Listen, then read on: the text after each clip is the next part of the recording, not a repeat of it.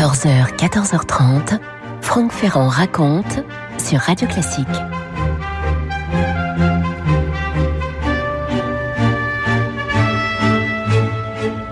3 juin 1984, nous sommes à Monaco sur le circuit du Grand Prix. Il pleut des cordes sur le rocher. Imaginez ce vrombissement terrible avec les voitures qui sont là, les monoplaces aux couleurs des différentes écuries. Elles s'élancent déjà, projetant dans leur sillage des gerbes d'eau.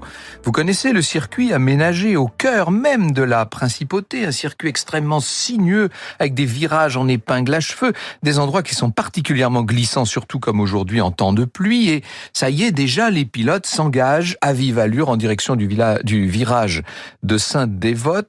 Les voitures sont à plus de 200 km/h, là. Les monoplaces filent au milieu des immeubles et des jardins, direction les abords du casino, puis on descend vers le célèbre port. Mais après une dizaine de tours, un pilote qui était parti d'assez loin, puisqu'il était au départ en 13e position, fait une remontée exceptionnelle, de quoi déchaîner les commentaires qui, dans toutes les langues, vont souligner l'incroyable performance de ce quasi-inconnu, qui d'ailleurs est au volant d'une voiture dont on ne peut pas dire qu'elle soit de première catégorie. Il s'agit d'une modeste, si je puis dire, en tout cas d'une Tollman. La visibilité est mauvaise, les arrêts, les abandons se multiplient largement à cause du temps, et dans ce déluge, ce fameux pilote, ce jeune pilote, impressionne. Ça y est, maintenant il est déjà 3e, et puis il va réussir à dépasser Niki Lauda. Il se rapproche maintenant dangereusement du célèbre Alain Prost, qui, j'allais dire, c'est normal, est en tête. Et là, coup de théâtre, à l'issue du 31e tour, le Français agite vivement le bras, ça veut dire qu'il demande que la course soit interrompue. Elle serait, selon lui, devenue trop dangereuse. Alors, le directeur donne l'ordre de tout arrêter, c'est Jackie X, et au bord de la voie, un commissaire de piste agite le drapeau rouge. Près de lui, on brandit le drapeau à damier, le fameux drapeau noir et blanc, qui signifie que la course est terminée. Prost suit donc le règlement, il ralentit, il se range, et à ce moment-là, il est dépassé par la fameuse Tollman lancée à toute vitesse et dont le jeune conducteur, incroyablement fougueux, franchit la ligne d'arrivée. Évidemment, il est trop tard, il ne sera classé que 2e, mais l'idée germe dans les esprits que si cette course n'avait pas été arrêtée avant l'heure et si elle s'était poursuivie jusqu'à son terme, eh bien, Prost aurait pu être battu par ce jeune loup. Ce tout jeune pilote n'est qu'un espoir, c'est un Brésilien de 24 ans, il s'appelle donc Ayrton Senna. On le voit ôter son casque jaune, on découvre son visage qui a des traits adolescents, taches de rousseur, un regard sombre, doux, des lèvres charnues, des cheveux bruns légèrement ondulés, bref, un visage que plus personne n'oubliera et qui a été littéralement dessiné pour la télévision et pour les photographes. C'est le visage d'un génie des circuits, d'un surdoué, d'un perfectionniste jusqu'à l'extrême obsession. Il n'entrera dans la légende que quelques temps plus tard, mais au terme d'une vie intense, d'une vie époustouflante. Alors, on va peut-être essayer de suivre Ayrton Senna, justement, dans sa fulgurante ascension. Il est le virtuose de la Formule 1. Franck Ferrand sur Radio Classique. Il était né en 1960, c'est Ayrton Senna, puisqu'il a 24 ans en 84, mes comptes sont justes, né un 21 mars à Sao Paulo, au Brésil, dans cette mégalopole incroyable dont on n'a presque pas l'idée de ce côté de l'Atlantique. Ses parents, Milton da Silva et Neide Senna, font partie de la bourgeoisie pauliste. Son père est un homme d'affaires tout à fait prospère, qui a d'abord créé une petite entreprise de mécanique et puis qui s'est lancé dans l'élevage du bétail, où il a fait une véritable fortune. Ayrton est le cadet d'une fratrie de 3 enfants et c'est un enfant un petit peu maladroit, il faut bien le dire, même si on a du mal à le croire.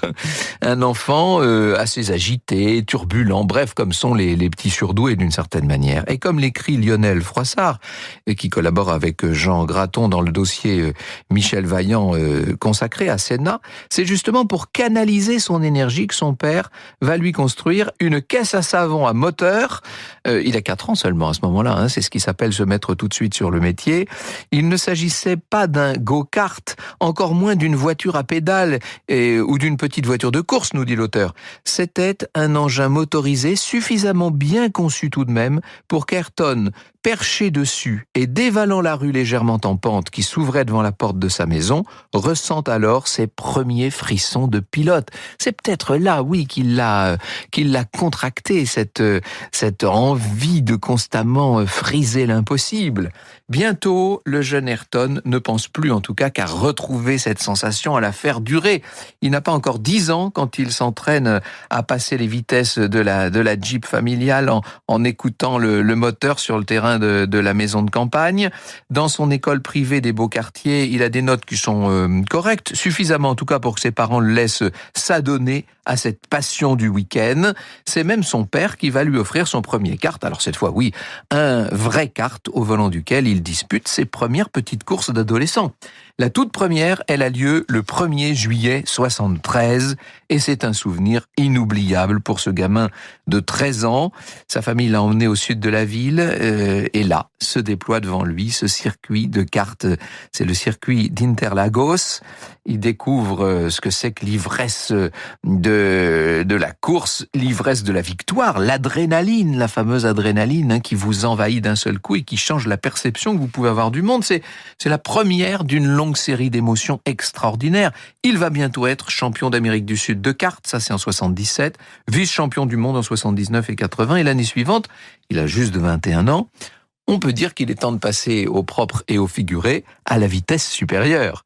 Pour réussir, Senna doit s'envoler vers l'Europe. Il va donc quitter son milieu familial, ses amis, etc. Il va aller s'adapter à la vie londonienne. C'est une épreuve, ça, bien entendu, mais il est déjà loin, il n'a plus qu'une idée en tête. C'est une obsession, je vous dis. Son but à lui, c'est de se surpasser, c'est de faire la course que personne n'a jamais faite. Vous savez, cette course parfaite qui pourrait marquer l'histoire, qui pourrait changer le monde. Son mariage avec une jeune brésilienne ne survit d'ailleurs que quelques mois au rythme trépidant, aux exigences impossibles que s'impose le jeune Senna. Et après quelques belles performances en Formule 3, le voilà qui entre en 1984 dans l'univers extrêmement fermé de la Formule 1, avec donc cette fameuse entrée fracassante au Grand Prix de Monaco. Inutile de vous dire que si tous les commentateurs, si tous les passionnés l'ont repéré, il y en a un qui l'a repéré encore un peu plus que les autres. Il s'appelle Alain Prost. 1 an seulement après ses débuts pleins de promesses, voilà déjà Ayrton Senna qui, changeant d'écurie, fait une entrée remarquée chez Lotus. Ah oui, pourquoi perdre du temps ? Nous sommes le 21 avril 1985 sur le circuit d'Estoril, donc tout près de Lisbonne. Ayrton Senna s'aligne en pole position. De nouveau il pleut, de nouveau la piste est trempée et encore une fois dans ce déluge, il va surclasser tous ses adversaires par un mélange de maîtrise incroyable et en même temps de prise de risque qui ne l'est pas moins. Il va devenir le spécialiste de la victoire en conditions extrêmes, à tel point que les jours de course, les Brésiliens en viendront bientôt à sauter de joie dès qu'on annonce qu'il y a quelques gouttes de pluie. Quelques heures après cette performance d'Estoril, il monte donc sur le podium. Les haut-parleurs diffusent l'hymne du Brésil et Senna, dont c'est la première victoire en Grand Prix, est en larmes ce jour-là. Ça y est, il a atteint son premier objectif. Mais je dis bien le premier parce que ce n'est qu'un début, il en veut toujours plus, Senna. Il veut maintenant triompher. En 88, on lui donne les moyens de ses ambitions puisqu'il est engagé chez McLaren, ce qui veut dire que maintenant il est le coéquipier d'Alain Prost. Senna vit sous pression. Bien sûr qu'il a tout approuvé. Prost, c'est le professeur, comme tout le monde l'appelle. Lui, le français n'a plus grand-chose à prouver. Alors que contrairement à Prost, évidemment, il faut que Senna montre qu'il est capable d'aller plus loin. Ce jeune Brésilien tellement audacieux et qui passe des heures à analyser son moteur, ses pneus, à réclamer des ajustements. Je vous dis, c'est un perfectionniste. Il pourrait faire de l'ombre à celui qui maintenant chez McLaren est son coéquipier. Et pour l'heure, les deux hommes se jaugent avec des relations qui restent, en tout cas devant les caméras, qui restent tout à fait chaleureuses. On peut imaginer qu'elles le sont. Première tension quand même dans un nouveau Grand Prix de Monaco. Senna, dans sa combinaison rouge, prend la tête de la course. Il est loin devant, il va vite, il va même trop vite, disons les choses. Il est toujours porté par cette espèce de rage de vaincre et de l'emporter. Et dans le casque, on lui demande de ralentir. Il a assez d'avance, c'est pas la peine de prendre des risques. Et voilà qu'il heurte le rail. Bon, l'image est restée célèbre. Il descend de sa voiture, il enlève son casque, il enlève sa cagoule, sans un mot, le visage figé. Peut-être qu'il a été trop orgueilleux. Cet épisode, en tout cas, révèle chez lui une certaine propension à aller tutoyer le danger d'un peu trop près. Et Prost a mal vécu la course. Il s'est senti attaqué personnellement. Au Portugal, par la suite, on va franchir un nouveau seuil de tension. On frôle même la déclaration de guerre quand Senna tasse son adversaire contre un muret à près de 300 km/h. Il présentera ses excuses. Les pilotes maintiennent un semblant d'entente, ils n'ont pas trop le choix, mais tout ça est quand même sur le fil du rasoir maintenant.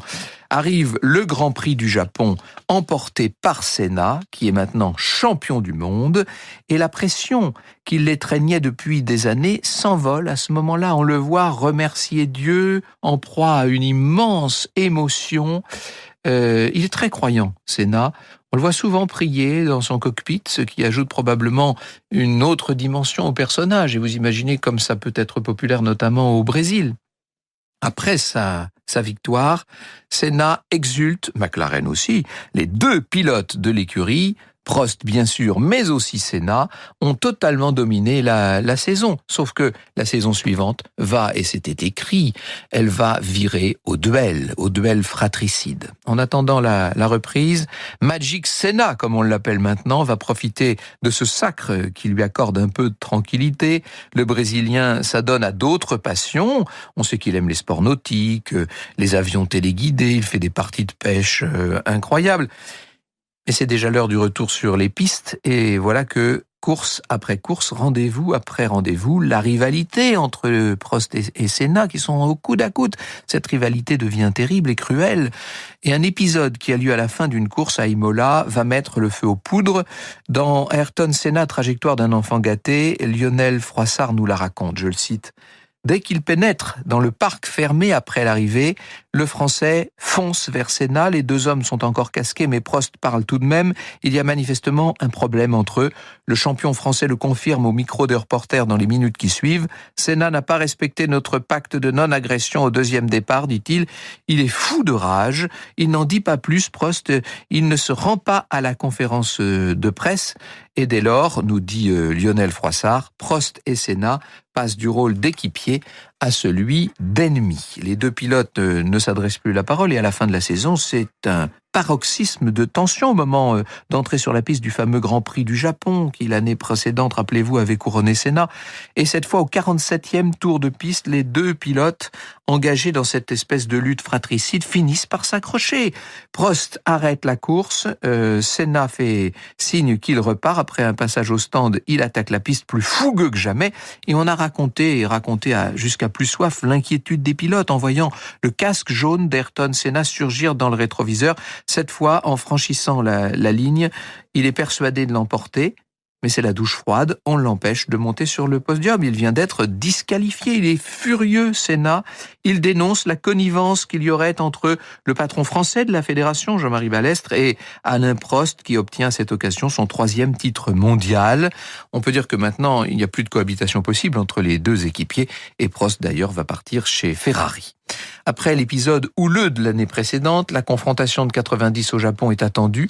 Elle est à la hauteur de cette espèce de guerre que se livrent désormais les deux champions et qui fait les beaux jours de la télévision.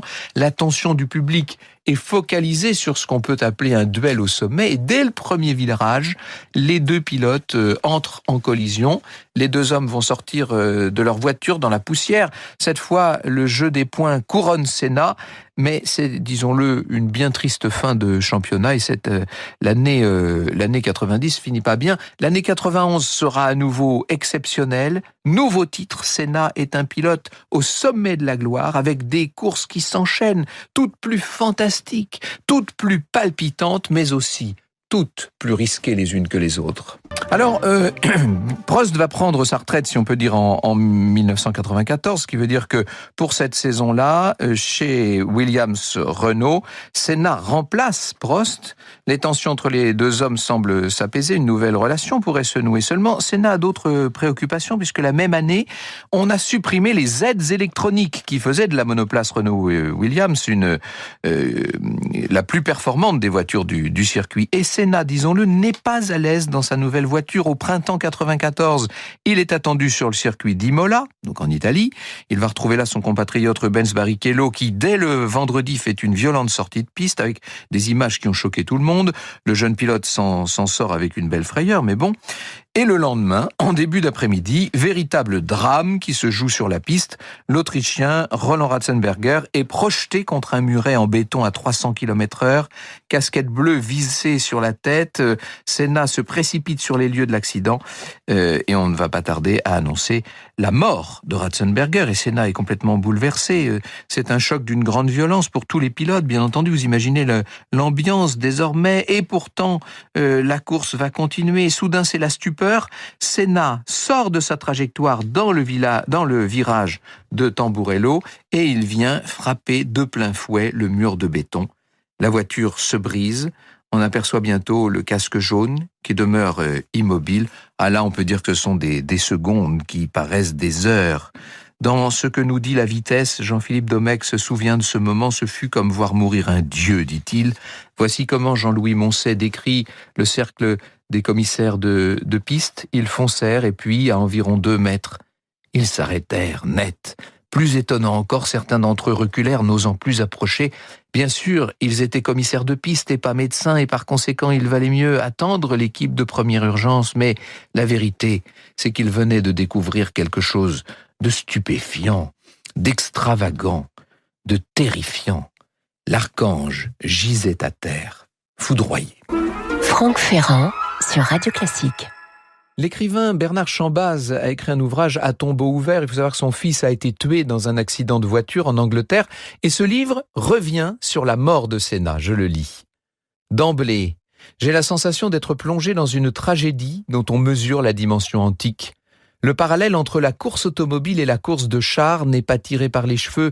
Si le char se renverse, le corps du conducteur est piétiné par les chevaux, brûlé par le sol où il est traîné. On n'a pas oublié les plaies de Messala dans Ben-Hur, qui plaisaient tant à nos enfants, et dont nous écoutions en boucle la cassette pendant nos étapes au long cours sur les routes surchauffées du bassin méditerranéen, leur expliquant le mot aurige et l'expression « arrête ton char Ben-Hur ». Oui, arrête ton charrier, et pourtant, les beaux chevaux blancs du cheikh seraient venus de Bohême par la voie des airs en première classe. L'Aurige, nous l'avions vu en vrai, et les enfants lui avaient trouvé un air tellement vivant avec ses yeux en pâte de verre. Et comme tout va à la vitesse de l'éclair, en une fraction de seconde, ce sont les souvenirs étrusques qui remontent à la surface, et je revois les chevaux ailés des nécropoles, les bouquets d'asphodèles sur le dôme des tumulus, où ils couraient à perdre haleine, de sorte qu'à la violence du souvenir et à la tristesse qui en sourd se mêle une douceur sans pareille. Ensuite, je vois Senna allongé à même le sol, dans sa combinaison bleue, ou plutôt la moitié de son corps, ses jambes, ses pieds de gisant, puis une civière où on ne se décide pas à l'étendre, tandis que le ballet des secouristes et des gyrophares s'intensifie. Il paraît qu'Ayrton serait un prénom d'origine hollandaise et signifierait « celui qui vit dans 2 mondes ». Le son coupé, l'écran ressemble plus que jamais à un cercueil de verre.